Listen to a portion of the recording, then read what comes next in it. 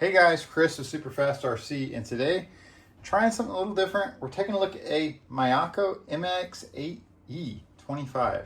So this is the brand new current e-buggy from Mayako, based on their Nitro buggy, basically with an electric layout. So there you go, same front and rear ends. And just wanted to try something different, guys. I've been running pivot ball cars now for probably about better part of 10 years, since my last C-Hub car would have been the RC8.2E, and then before that the low C8E and the X-Ray 808. So it's been a while since I've ran a actual C-Hub style car, and just wanted to give it a try and see how it compares as far as the handling characteristics to what I'm used to with the pivot ball style of car. So I have ran this. I ran it on a race day, actually yesterday at the track for the first time. Did excellent for the first outing of the car. 95% consistency in qualifying, and very good lap times after learning how to drive the car and how it wants to be driven versus what I'm used to with the pivot ball, the Associated. So yeah, guys, let's just get into it. Like I said, brand new car. I built it from a kit, and I will tell you there are some annoying things about the build, and it's not unknown that there are some issues with the build, and you may or may not like him. I personally didn't really care for it, and here's what that issue is. Guys, it doesn't come with a paper manual. I know it's 2025, everybody's got an iPad, and they can pull up the manual on their iPad or their phone and work it that way, but I just love to have a paper manual, guys. It doesn't take that much cost to print one out and put it in the box. That's one gripe I have, especially when you can't flip back and forth between steps. You got to kind of scroll through the pages. I get it, it's modern, it's, you know, I like a paper manual, and that's really all there is to it. Other than that, the build went pretty good. It is quite involved. There are a lot of shims. There is a lot of small pieces. It doesn't go together super quickly. It takes some time. There's just more pieces to this kind of design of car, so it comes with the territory. It is more involved, and it takes a little bit more time to get done. I did build this in about 7 days time, and probably about 30-45 minute sessions each day. So not bad, not terrible. I could definitely build an Associated a lot quicker, a lot less parts, shims, etc. But anyways, back and forth, let's go ahead and tell you how this thing handles and how I think it'll hold up over the long run. So here's the bottom of the chassis. This is the regular edition. It's not the special edition where you get the gold anodizing. This is just a standard black car. So you'll see right here, this will wear, it's got skid plates from the factory here. Those come in the box, kind of prolong the life of your car underneath. Here's the arm plates. It's got arm plates. You can replace those for carbons if you want. Yeah, pretty standard for A scale these days, right?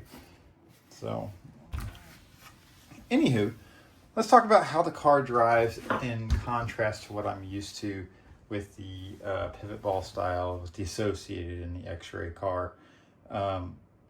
This thing, it's get set up right. I haven't changed anything other than a rear shock position, just to kind of tame it down a little bit and make it more drivable at my limit. And it's just maybe an adjustment I have to make to my driving style that the car prefers it. You don't drive it like a pivot ball car, and I knew that going in, and as soon as I picked up the remote, I tried to throw it in the corner and it bit me right away. It's like, oh, wait a minute, this thing doesn't want to work that way. So I had to scale it back, dial it back to speed in the corner, change my throttle inputs where I would normally, you know, come into the corner with a little bit of a slide. This thing wants to roll into the corner with good speed, I mean, and it turns well. It's got plenty of steering, and then once you get on the outside 3/4 way through the corner, you can start putting power down, and the back end just grips and you're out of the corner. Versus with the pivot ball style car, you want to come into the corner, start turning pre-corner, get squared up, and then kind of roll through the corner or slide a little bit through the corner, pivot, rotate, and then get back on the gas once you're straight with the pivot ball style car. This one wants to roll around the corner, and that's fine. That's the way C-Hub is.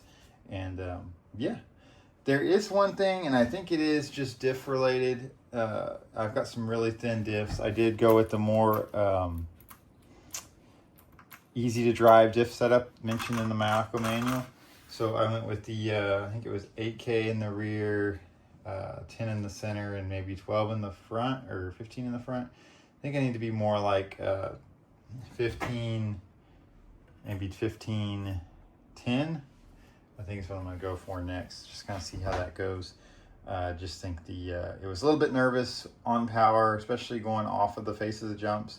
And then once again, going into the turns, if I came in too hot like I would with a pivot ball car, the back end would kind of lose traction, slide out.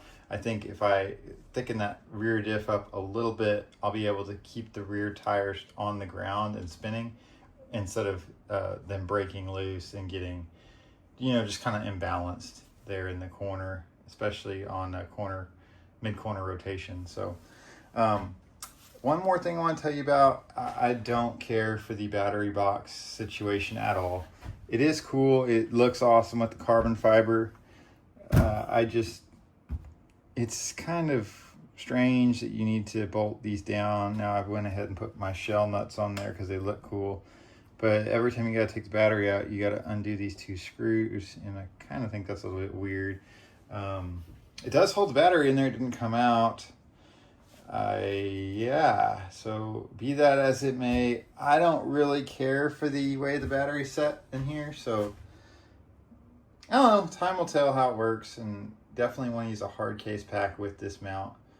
And I mean, you could totally like put a regular tray in here, like an AE tray, or whatever brand may have you. If you wanted to get rid of this, it would bolt right in, and you could use it like with a strap or whatever. It's not a big deal. So yeah, other than that, electronics layout, a lot of people do gripe about the lack of a receiver case. Yeah, it does lack a receiver case. Does it need it? Probably. You can get by without it. You can print one out if you have a 3D printer. I don't. I'll have to find somebody to print me one, but that should be pretty easy. Yeah. Other than that, another thing I had trouble with was the wing. I don't really think the wing is designed for our style of tracks here in the US. I think it's just more of a basic style wing. I did go ahead and put some holes in it to kind of get it to give me a little bit less downforce. It's a very large wing, especially when you pull it up next to something like a Razor wing. Let me see if I can find my Razor wing. Yeah, well, no, that's an F2i, I think. Yeah, here's a Razor, and here's an F2i. So here's the F2i. It's kind of like a F2i, a little bit more material. And then of course here's the Razor wing, which is probably what I'm going to put on here, because that's just what I'm used to. And then of course with the Razor you can drill holes and stuff, what have you. So yeah, probably going to go with the Razor wing for now.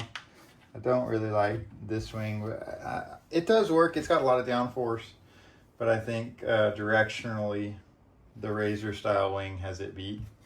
So I'm gonna go ahead and change that out soon. But yeah, I like it. I think it's a learning curve for sure. But I did well. I can't complain. 95% consistency for throwing it down on the track.